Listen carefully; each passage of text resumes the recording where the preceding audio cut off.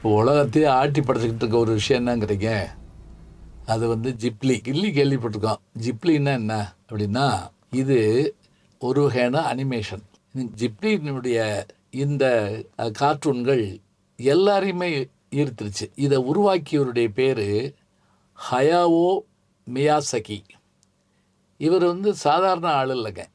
Oscar award பெற்றவர். 2ஆம் உலகப் போரின் போது ஏற்பட்ட அவலங்களை எல்லாம் ஒண்ணா காமிச்சு அனிமேஷன் உலக புகழ் பெற்றதா இருந்தது. இன்னைக்கு இவரை பத்தி இவ்வளவு சொல்றோம்ல, ஏன் எல்லாரும் பேசுறாங்க அப்படின்னா, இந்த ஜிப்லிய சாட் ஜிபிடில எல்லாரும் பயன்படுத்த ஆரம்பிச்சிட்டாங்க.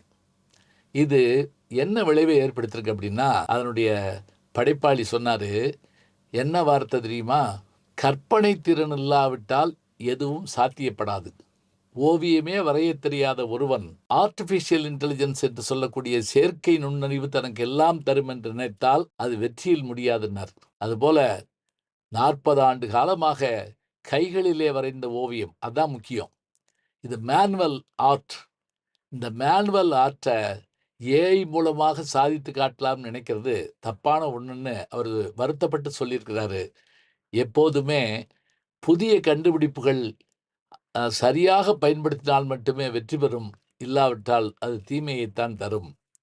ஜிப்லி உலகத்தை மயக்கலாம், அதே நேரங்களில் நல்ல பாடங்களையும் கற்றுத்தரும்.